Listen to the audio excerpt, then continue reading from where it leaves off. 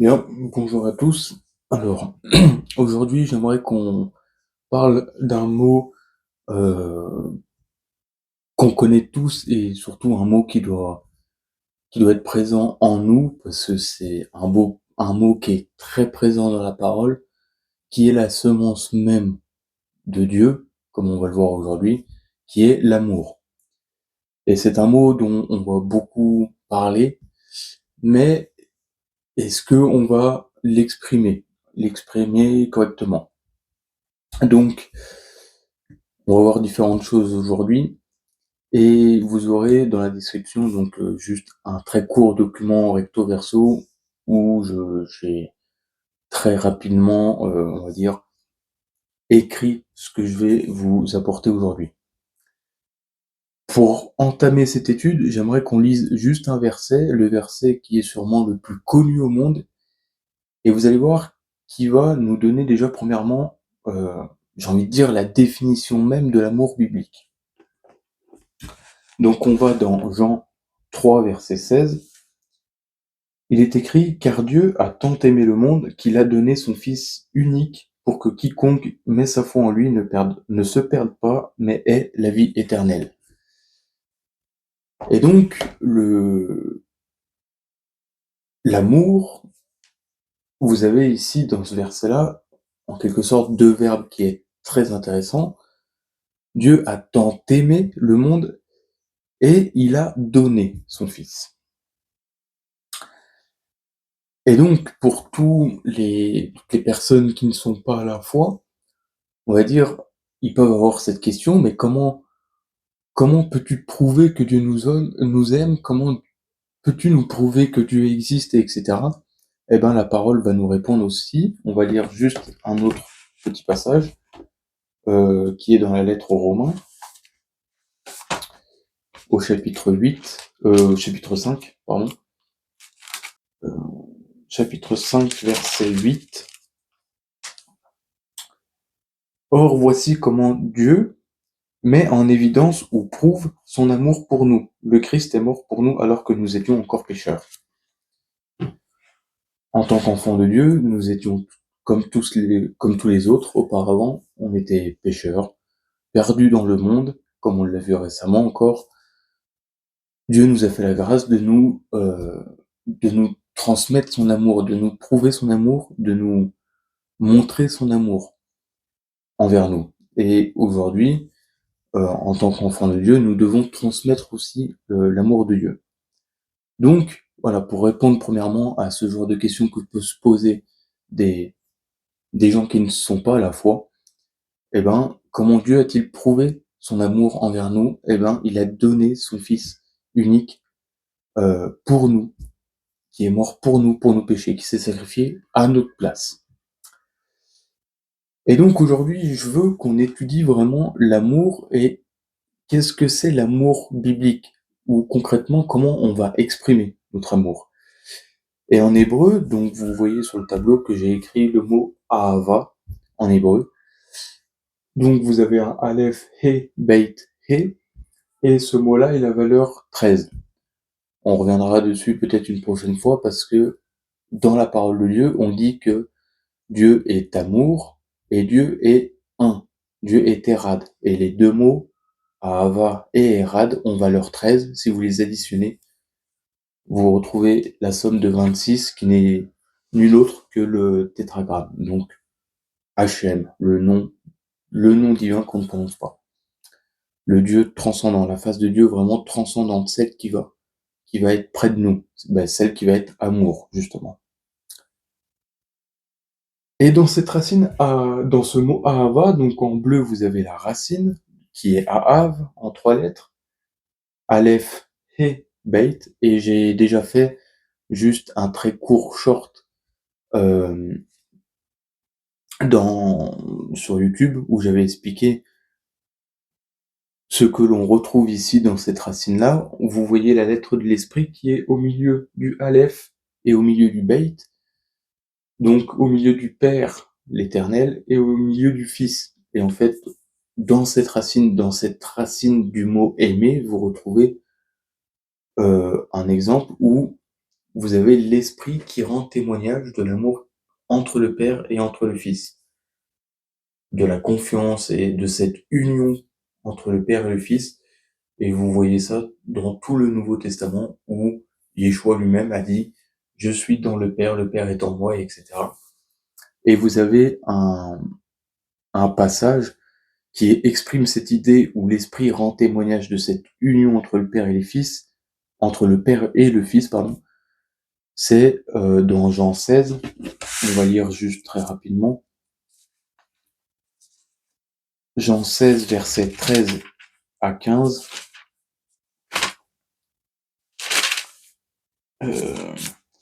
J'ai encore beaucoup, à partir du verset 12, on va dire, j'ai encore beaucoup de choses à vous dire, mais vous ne pouvez pas le supporter maintenant.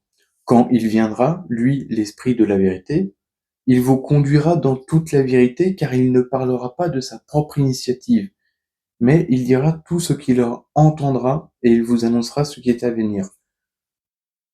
L'Esprit est au milieu du Père et du Fils, en quelque sorte. On parle vraiment en termes humains. Attention à ne pas se faire des images, mais c'est pour vraiment exprimer en termes humains. Donc l'Esprit va annoncer, va témoigner de ce qu'il va entendre du Père et du Fils. Lui me glorifiera parce qu'il prendra de ce qui est à moi pour vous l'annoncer. Tout ce qu'a le Père est à moi. C'est Jésus qui parle. Donc tout ce que le Père a est au Fils. C'est pourquoi j'ai dit qu'il prendra ce qui est à moi pour vous l'annoncer. Il prendra donc de ce qui est au Fils, mais de ce qui est aussi au Père. Donc l'Esprit va prendre de ce qu'il a entendu, de cette union avec le Père et le Fils pour le transmettre, pour nous l'annoncer. Et vous avez d'autres enseignements dans la parole où il est écrit que l'Esprit, on ne le voit pas, on ne le sent pas, il agit, c'est lui qui nous enseigne, c'est lui qui nous rappelle les paroles de l'Éternel, et etc. Vous avez toute l'œuvre de l'Esprit en nous, et qui témoigne de cette union parfaite entre le Fils et le Père, qui témoigne de l'obéissance que le Fils a eue envers le Père, que le Fils a aussi envers le Père, encore toujours, de cette soumission. Donc voilà ce qu'on peut comprendre premièrement de cette racine aimée. Et ce qui est très intéressant, c'est que avec ces mêmes lettres, donc Aleph, He, Beit, vous pouvez avoir un autre mot. Je mets juste une séparation. Et l'autre mot, c'est la racine Ba.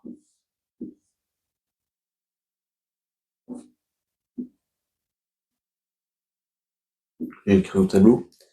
Et la racine Ba, ou Bia, ça veut dire une entrée. Et c'est très intéressant d'avoir ces mêmes lettres qui composent la racine aimée et une racine qui nous parle d'une entrée. Et moi, comme je l'ai écrit dans le document que j'ai mis à votre disposition, ce qu'on peut comprendre, on peut dire que l'entrée dans la vie éternelle, c'est sur la base de l'amour. C'est parce que Dieu nous a aimés le premier, comme vous retrouvez ça dans le Nouveau Testament. Je vous ai aimé, ce n'est pas vous qui me choisissez, mais c'est moi qui vous choisis parce que je vous ai aimé les premiers. Dieu nous a aimés de tout temps, Dieu nous aime de tout temps en tant que créature, parce que nous sommes façonnés de ses mains. David dira, avant même que je sois né, tous les jours de ma vie étaient devant toi. Donc, par amour, Dieu nous a créés et il nous propose de rentrer dans cette vie éternelle parce qu'il a donné son Fils unique. Parce que il a, sous cette base de l'amour, il a proposé l'entrée à la vie éternelle à chacun d'entre nous. Sur la base de l'amour. Donc, dire que Dieu est un tyran, dire que si ton Dieu existe, il n'y aurait pas cette misère, il n'y aurait pas ci, il n'y aurait pas ça, c'est ne pas connaître Dieu. La semence de Dieu lui-même, il est amour. Comme je le dis, vous avez Ahava et Erad, les deux forment le tétragramme. Donc ça fait partie de sa semence même, de qui il est. Et peu importe notre ressenti humain, ce qu'on va voir, ce qu'on va ressentir, nos douleurs, nos peines, nos vécus, cela ne change pas la semence de Dieu. Dieu est amour et Dieu nous a aimés, nous aime. Et il ne veut qu'une seule chose, c'est que on prenne cette porte d'entrée, cette entrée dans la vie éternelle qui se trouve en Yeshua. Donc voilà ce qu'on peut donner un peu, en quelque sorte, très humblement une définition de l'amour public. Mais ce que je veux transmettre aujourd'hui, c'est comment nous, en tant qu'enfants de Dieu, en tant que personne, on va transmettre l'amour de Dieu, l'amour véritable biblique. J'aimerais vous lire juste une petite phrase que le Seigneur m'a montrée dans la Mishnah. La Mishnah, c'est donc la Torah orale de, de nos grands amis juifs. Et vous allez voir, elle est très intéressante.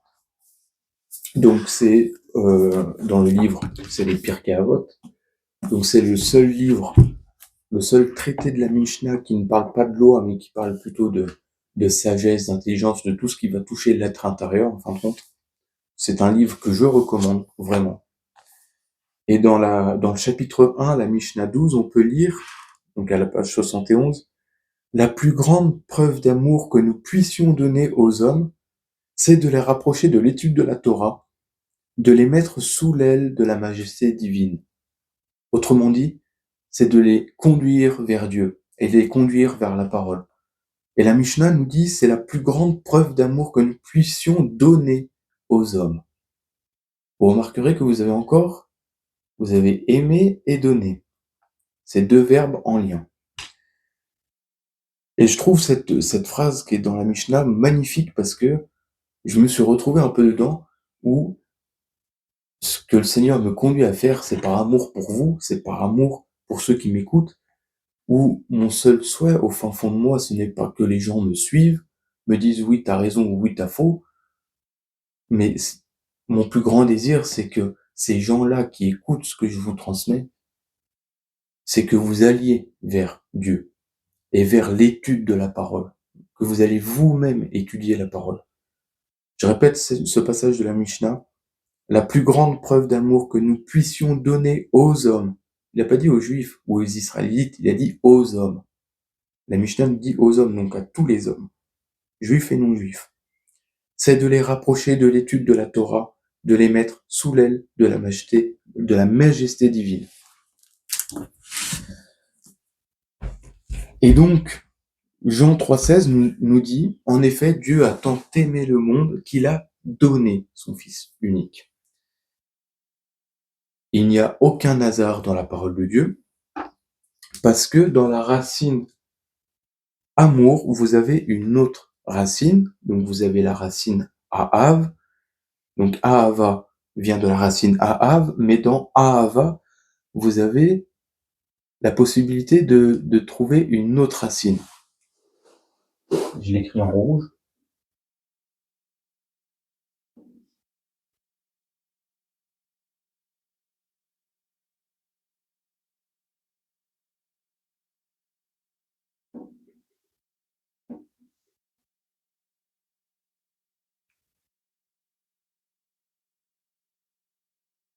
C'est la racine Ya'av.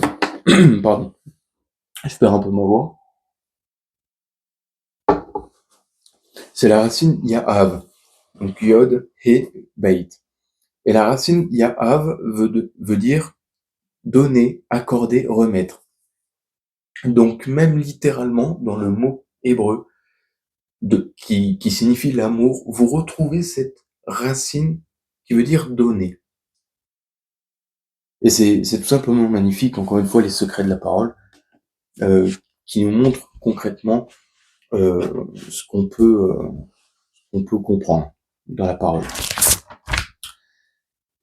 Et donc, en tant qu'enfant de Dieu, nous, quand on veut transmettre l'amour de Dieu, quand on veut apporter l'amour de Dieu, l'amour divin, l'amour biblique, ce n'est pas seulement des émotions, c'est pas seulement des sentiments. Ça, c'est ce que l'homme va définir comme amour. On va dire, bah, tu le ressens au fond de toi, c'est vraiment des émotions, des sentiments.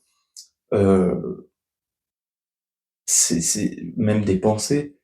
L'amour biblique, l'amour divin, il est au-delà de tout ça. Et vous remarquez que le mot amour commence par le aleph et le hé, ce qui est très intéressant parce que ça commence par la lettre de l'Éternel, donc de Dieu, et de l'Esprit. Donc littéralement, ce qu'on peut comprendre, c'est que l'homme en lui-même, l'Adam, ne connaît pas l'amour, le véritable amour. Parce que l'amour, bibliquement parlant, il vient de Dieu. La première lettre d'un mot, c'est la tête du mot. C'est ce qui va donner le sens principal du mot. Et la première lettre, c'est l'Éternel. C'est-à-dire que l'amour, c'est l'Éternel, mais c'est que l'amour vraiment biblique, il ne provient que de l'Éternel, il ne provient que de Dieu. Qui, en tant qu'humain, par amour, serait capable de sacrifier son fils? Nous, avec notre intelligence humaine, ça nous dépasse. Personne n'est capable de donner son fils, de sacrifier son fils. Surtout compte tenu de, quand on connaît les souffrances que Yeshua il a vécues, même avant la croix, quand il a été lapidé, avec le flagrum romain, il a été déchiqueté, sa chair a été déchiquetée, c'est ses os qui touchaient la croix, etc. Toutes les souffrances qu'il a vécues, ça nous dépasse. Si nous, on connaîtrait les souffrances que notre fils ou que nos enfants allaient subir, jamais, même par amour, jamais on serait capable de donner notre fils. Donc on voit bien que je donne cette image-là pour bien comprendre que l'amour divin, l'amour biblique, il est complètement beaucoup plus grand que ce que nous, en tant qu'humains, on peut comprendre de l'amour. Donc, et ce sera notre point final, Dieu doit nous révéler en fait l'amour biblique, ce que c'est véritablement aimer. Et justement, comment on va transmettre nous cet amour-là. Jean 3,16 nous répond, et je le répète depuis le début, même la Mishnah en parle, l'amour de Dieu c'est de donner, c'est un don. On va lire qu'est-ce que Jean, encore une fois, Yohanan donc va nous dire dans ses lettres. On va aller dans je fais une bêtise là. On va aller dans 1 Jean au chapitre 3.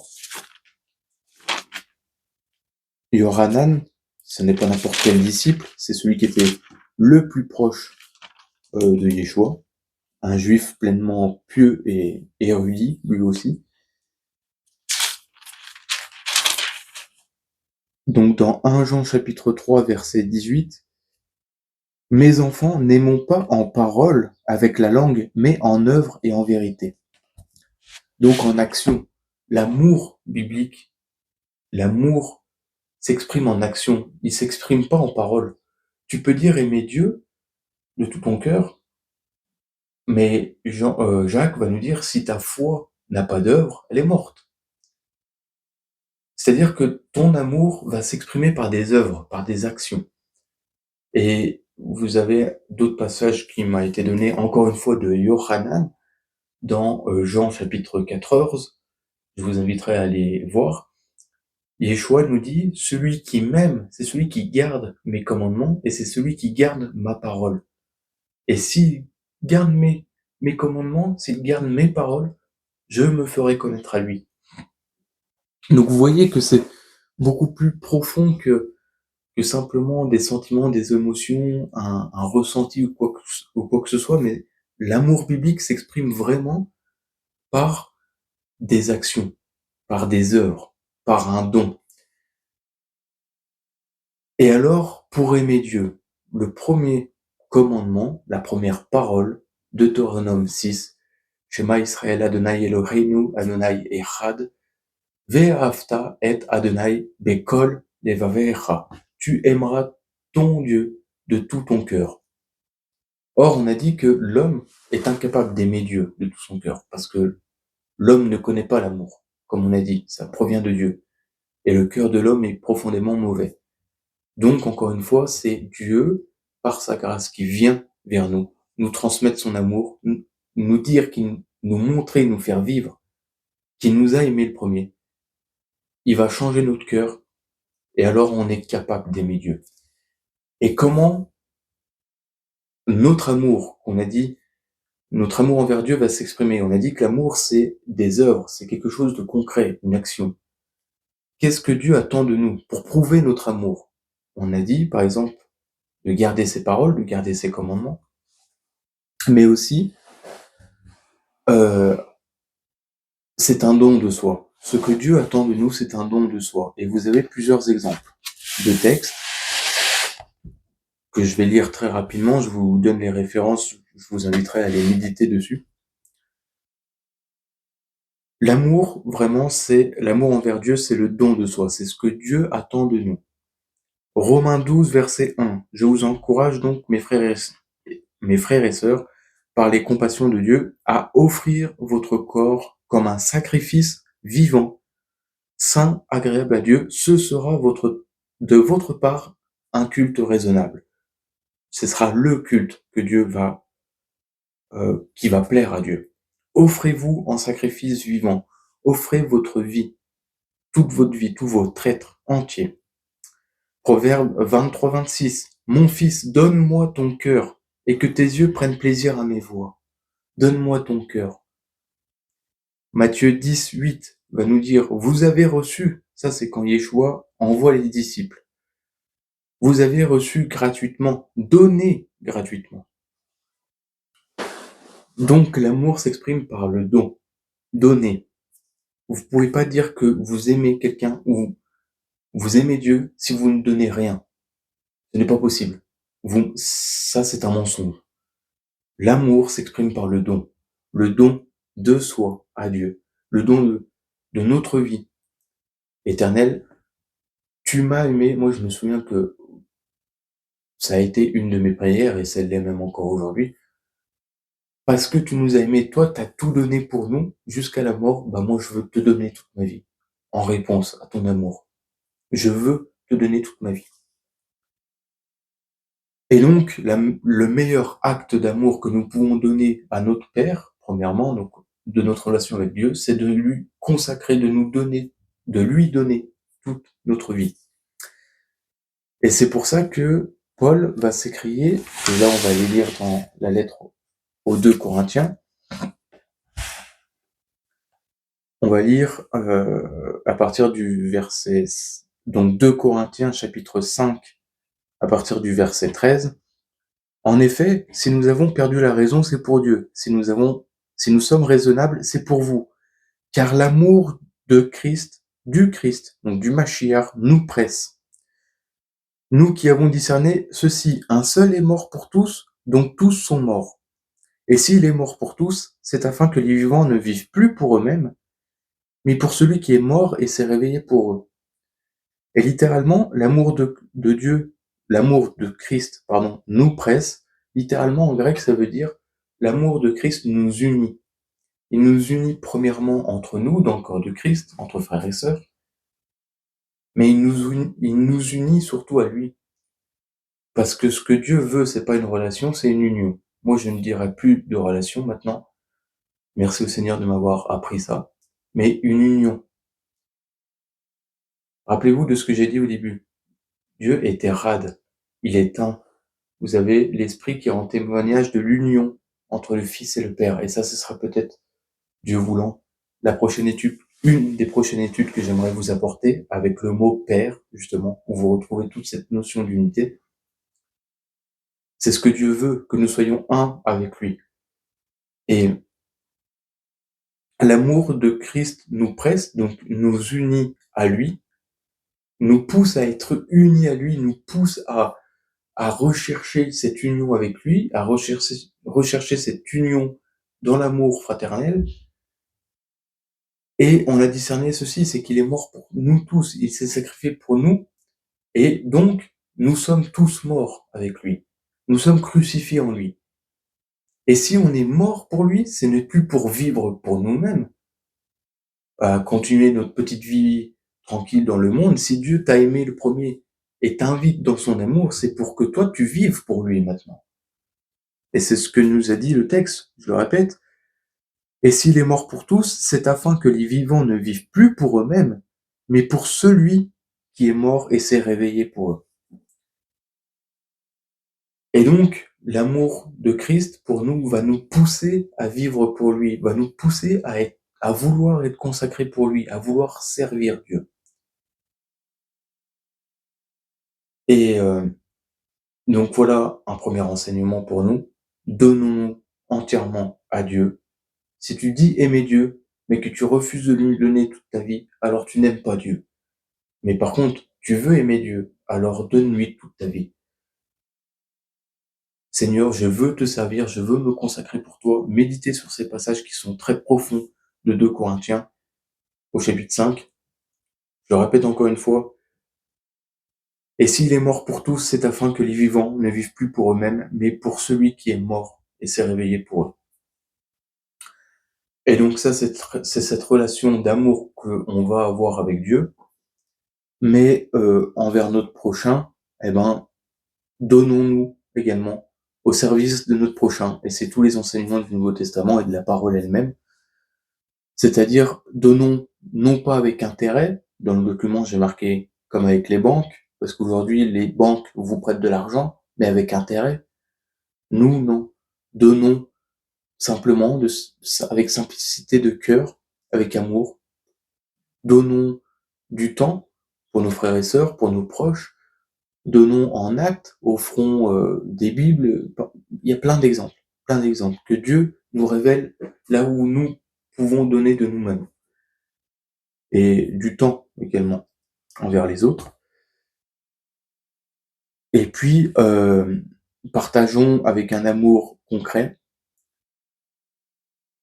Et le Proverbe 3, verset 27 va nous dire « Ne refuse pas un bienfait à ceux qui y ont droit quand tu as le pouvoir de l'accorder. » Quand tu as le pouvoir d'accorder quelque chose, de donner quelque chose à ton prochain, ne refuse pas un bienfait. Donne. Pourquoi te refuses-tu à donner alors que ton prochain qui est devant toi, il a besoin? Il a besoin de quelque chose. Va, donne-lui. T'as la possibilité de l'aider. Va, donne-lui.